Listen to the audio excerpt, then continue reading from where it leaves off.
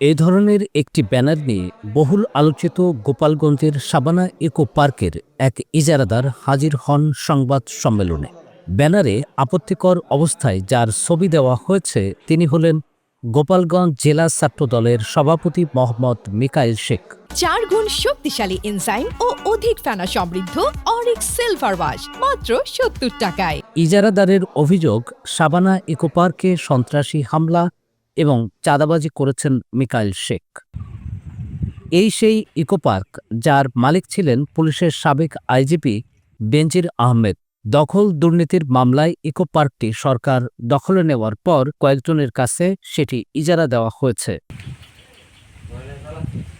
13 December শনিবার গোপালগঞ্জ সদর উপজেলার বৈরাগীটোল গ্রামে Sabana eco resort and natural পার্কে সংবাদ সম্মেলন করেন এমনই এক ইজারাদার যার নাম হীরক রায়। সংবাদ সম্মেলনে লিখিত বক্তব্যে মিকাইল শেখের বিরুদ্ধে নানা অভিযোগ তুলে ধরেন হীরক রায়। গোপালগঞ্জ জেলা ছাত্রদলের সভাপতি মিকাইল শেখ, পিতা ইয়াদ আলী শেখ, স্বয়ং মিয়াপাড়া গোপালগঞ্জ পৌরসভা, থানা জেলা গোপালগঞ্জ, তিনি সহ আরও অজ্ঞাতনামা 3 জন আমাদের ব্যবসায়িক প্রতিষ্ঠান Sabana eco resort and natural park Bairagitola Gopalganj সদর বিকেল 4:40 বিনা টিকিটে একরকম হুমকি দিয়ে ভিতরে প্রবেশ করে। পরে সুইমিং পুল এরিয়ায় এসে সিকিউরিটি গার্ড নিকট আমার ফোন নম্বর চায়। সিকিউরিটি গার্ড আমার ফোন নম্বর দিতে অস্বীকার জানালে তিনি তাকে গালিগালাজ শুরু করেন এবং পার্কের সকল শেয়ারহোল্ডার ও কর্মচারীর উদ্দেশ্যে হুমকি দিয়ে অকথ্য ভাষায় গালিগালাজ করেন।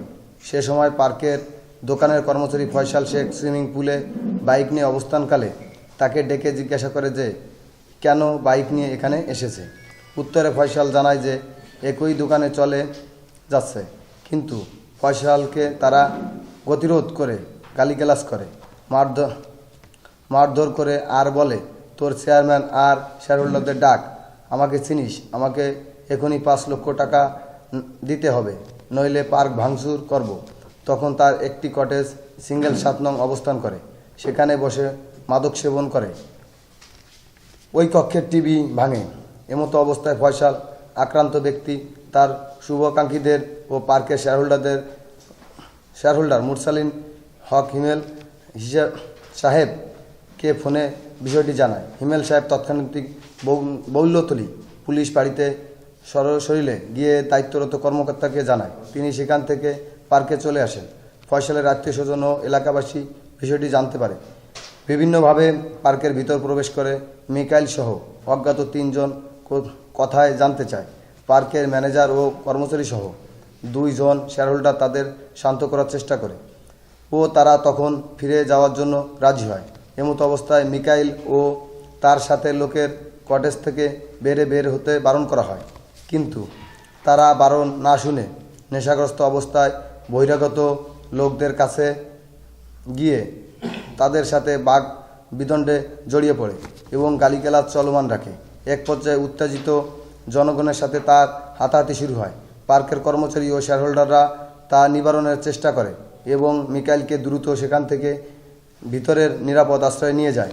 মিকাইল তখন তার লোকদের ফোন দিয়ে পার্কে আসতে বলে এবং আমাদের বলে, আমি এর একটা ব্যবস্থা না নিয়ে বের হব না। তার লোকজন পার্কে জোরপূর্বক প্রবেশ করে। তাৎক্ষণিক বিশৃঙ্খল পরিবেশ সৃষ্টি হয়। তার কিছু সময় পর বৌলতলী বাড়ির পুলিশ গাড়িসহ পার্কে প্রবেশ করে। মিকাইল ও তার লোকের পুলিশের সাথে দুর্ব্যবহার করে। মিকাইল পার্ক থেকে বের হওয়ার সময় বলে, এ নিয়ে কোনো মামলা করলে খুন করে লাশ গুম করে ফেলব। পার্কের সকল কর্মচারী ও বহিরাগত দর্শনার্থী ঘটনাটি প্রত্যক্ষ করেছেন। ঘটনার পর থেকে আমার ফোনে নানানভাবে বিভিন্ন জায়গা থেকে নামে বেনামে আমার প্রাণনাশ ও পার্কের ক্ষতি সাধন করার হুমকি দিচ্ছে। এটি ছিল ওই দিনের প্রকৃত ঘটনা। এই নিয়ে বিভিন্ন গণমাধ্যমে সংবাদ প্রকাশিত হয়েছে, সেখানে বিভিন্ন রকম ঘটনা উল্লেখ করা হয়েছে। আমি ওই দিনের প্রকৃত ঘটনা নিয়ে আমাদের সামনে সংবাদ সম্মেলন করছি। প্রকৃত সত্য ঘটনাটি গণমাধ্যম প্রকাশ করার জন্য আপনাদের প্রতি বিনীত অনুরোধ করছি। 4 গুণ শক্তিশালী এনজাইম ও অধিক ফেনা সমৃদ্ধ অরিক্স অরিক সিলভার ওয়াশ মাত্র 70 টাকায়।